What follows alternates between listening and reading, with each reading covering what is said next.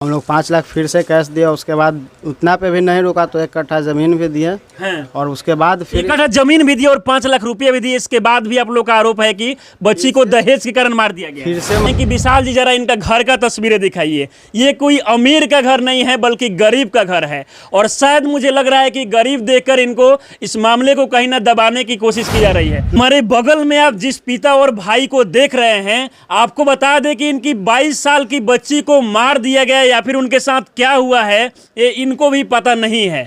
हम इनसे बात करेंगे। इस वक्त हम पटना के बिहटा में हैं। अच्छा ये बताइए, आपकी बेटी के साथ क्या हुआ है? बेटी के साथ अब वो मार दिया कि कहूँ बेच दिया कि क्या किया, अब हमको कोई पता नहीं है। हमको फ़ोन आया तो हम गए तो देखे कि सब कोई उनका चच्चा फच्चा सब कोई है। हम पूछ पाछ किए तो दामाद बोले कि हम 8 बजे सोच के उठे हैं, 12 बजे करीब नींद आया तो 8 बजे घर में 2 ही हम दी थे। बस हमारे बच्चे। सबसे पहले हम आपसे ये जानना चाहेंगे कि आप अपने बेटी का शादी कहाँ किया था? मुरली चक जगदेवपत। अच्छा, यानी कि पटना में? हाँ पटना। ये बताइए कि अभी तक ये बच्ची कब से लापता है आपकी? 2 फरवरी के 12 बजे के बाद से। यानी 2 महीने हो चुके हैं। हाँ 2 महीने से हो ही गया। हाँ, और आपने थाना में लिखित कब दी थी? थाना में दिए गए 6 तारीख के पहल का खबर। आपको शंका क्या लग रहा है? शंका लग रहा है कि कोई कार्रवाई नहीं है। हमें खाली नाम आप फ़ोन नंबर ले लिए और कोई रिपोर्ट नहीं लिखा है। अब समझिए कि एक तरफ बिहार में अगर देखा जाए तो दहेज प्रथा जो है इस पर कानून है कि कोई भी दहेज नहीं लेगा, लेकिन इनका आरोप है कि 2 महीने से इनकी जो बच्ची है वो लापता है, जिसके बाद इनको शंका हो रहा है कि इनको बच्ची को जो है वो मार दिया गया है।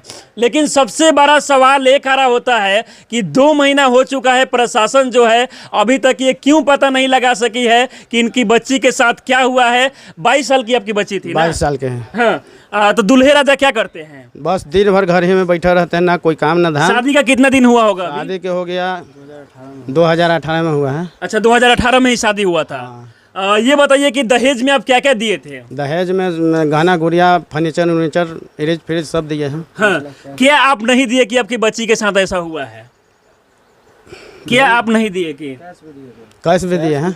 ये देख सकते हैं कि अभी रोने की स्थिति में है, काफ़ी ज़्यादा लाचार है क्योंकि थाना पर दौड़ दौड़ कर ये हार चुके हैं। ये बताइए, आप लगातार दौड़ते हैं थाना पे? हाँ लगातार। क्या कुछ कहा जाता है? बस होता है कि हम साबुत कुछ नहीं है घर में, साबुत मिलेगा था ना तो साबुत तो वही है कि जो जिसके यहाँ था वो साबुत देगा वही ना। हम लोग थोड़े देंगे साबुत।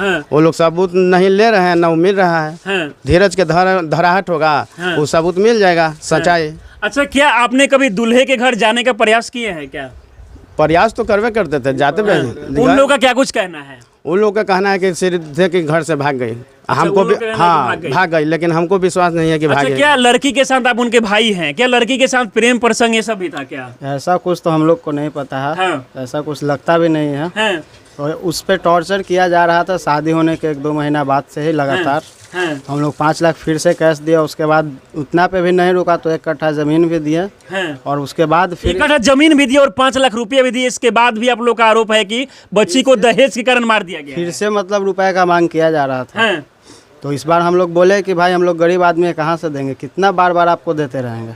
अब समझिए कि सबसे बड़ा सवाल यह है कि बिहार में दहेज प्रथा के कानून है, इसके बाद भी अगर दहेज के कारण किसी बच्ची की मौत होती है या फिर जो है वो लापता होती है तो प्रशासन अभी तक मौन क्यों है? अभी तक इस मामले को जांच क्यों नहीं किया जा रहा है? एक तरफ देखा जाए तो बिहार के मुख्यमंत्री जी हैं जो लगातार समाज सुधार यात्रा चला रहे हैं, समाज को सुधारने में लगे हुए हैं, लेकिन वहीं दूसरी तरफ इनका आरोप है कि दहेज के कारण इनकी बच्ची को जो है मार दिया गया है। हालांकि ये जांच का विषय है, प्रेम प्रसंग भी हो सकता है या फिर हो सके कि बच्ची जो है वो भाग गई हो, लेकिन इस पर अगर अच्छा से जांच होता है तो सब कुछ दूध का दूध और पानी का पानी निकल के सामने आएगा। क्या जी आप क्या चाहते हैं? हम न्याय चाहते हैं बच्चे के लिए, न्याय हमको चाहिए।